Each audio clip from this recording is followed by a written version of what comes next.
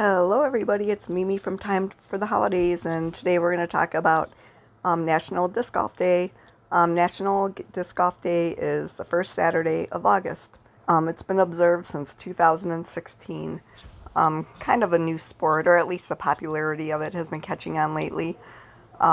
Throw Pink co-founder Sarah Nicholson and Minnesota PDGA state coordinator Jason Wilder led the campaign to make National Disc Golf Day a recognized holiday, along with disc golf legends Don Stork, Roddick, Jim Palmieri, and Tom Monroe. They decided early August was a good month for this observance to recognize the sport dating back to the legendary 1974 American Flying Disc Open. So, for those of you who don't know what disc golf is, it's a really fast-growing sport right now, where you throw discs into chain pens, and you try to do it with as few throws as you can. Most disc golf courses have about 19 to 18 holes or pens that you throw the discs into. There are over 10,000 courses around the world and 2 professional level tours. Interestingly, 70% of the courses are in the U.S. right now, although it is growing in popularity around the world. Disc golf is pretty much the same rules and terminology as traditional golf. Disc golf was invented in 1926 by a group of elementary school friends that lived in Bladsworth, Canada. A Canadian boy named Ronald Kane and some of his friends began playing a game where they were throwing lids into circles drawn on the sand. This is where the whole idea of disc golf started. It was originally known as tin lid golf.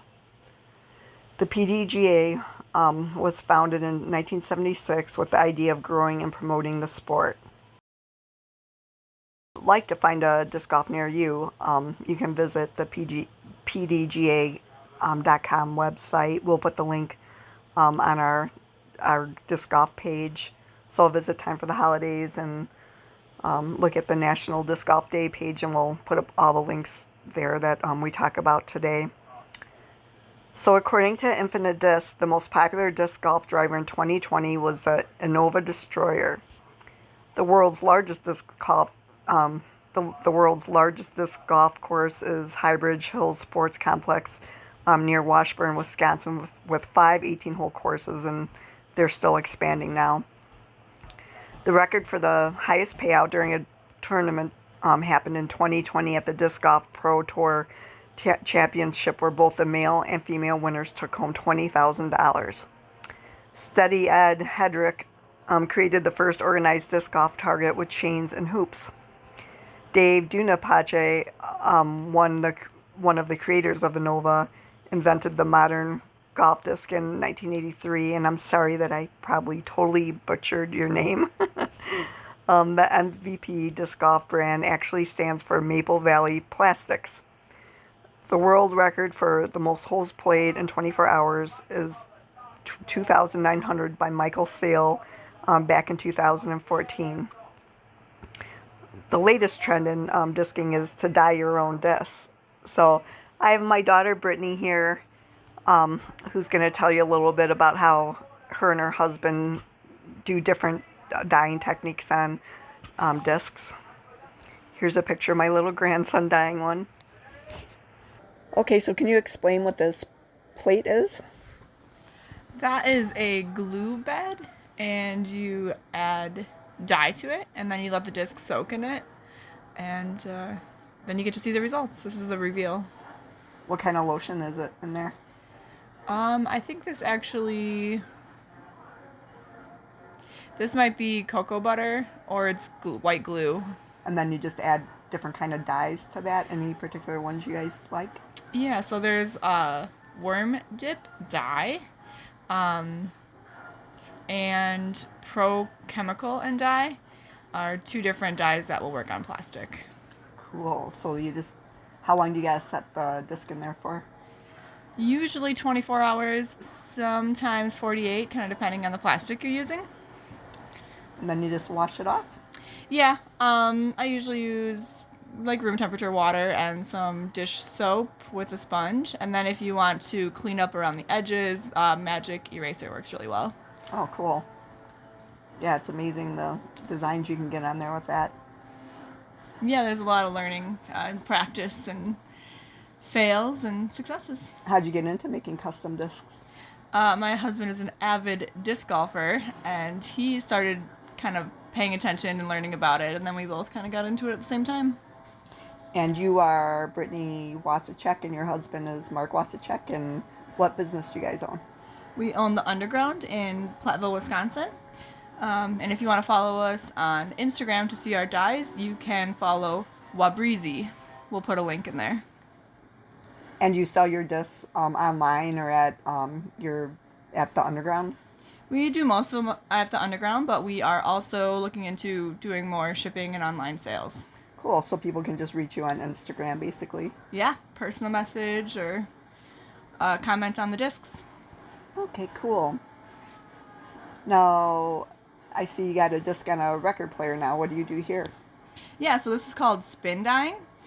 Basically, use a record player to rotate the disc around, and you can get some really nice kind of lines to clean up around the edges and add some fun designs.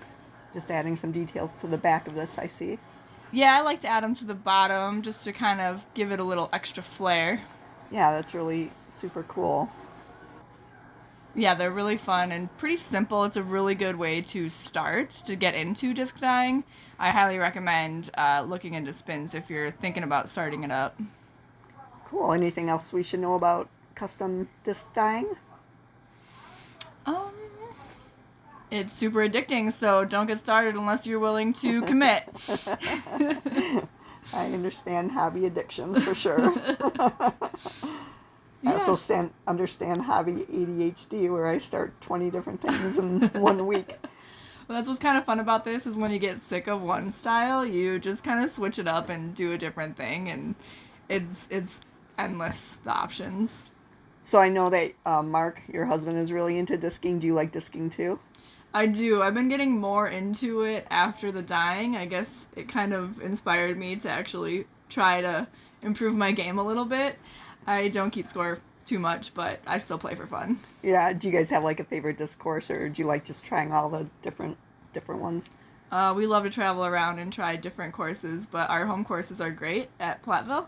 And yesterday I actually threw my personal best on the small 9-hole here, and I reached another goal throwing a disc, so I was pretty excited yesterday. Well, congratulations. Was Mark jealous? He was very proud, I think. Well, that's good. Proud is better than jealous. We like to take the kids a lot too, so it's a good activity to get the kids outside. Oh yeah, that's a great family. Yeah, exactly. A great thing to do. And even right now, even during the pandemic, you're like still socially distanced. You're outside from everybody, so it's like a great hobby. Yeah, it's a very safe, very beginner friendly type sport, and the kids don't always disc, but they do like to explore nature. Oh so yeah, just being outside and exactly. Yeah, that's great. It's a great family. Appreciation for nature and all that. Absolutely. So you think you're gonna ever join a disc tournament like Mark? I've been wanting to do like they call it Kings and Queens, where it is one girl and one guy playing on a team. So, oh, that's awesome. Yeah. It's been a goal, so I think that motivated me to start actually trying a little bit harder and learning. Well, maybe this will be the summer that you do that. Yeah, that's the goal, I think. Cool. This year or next year. Where's that competition at?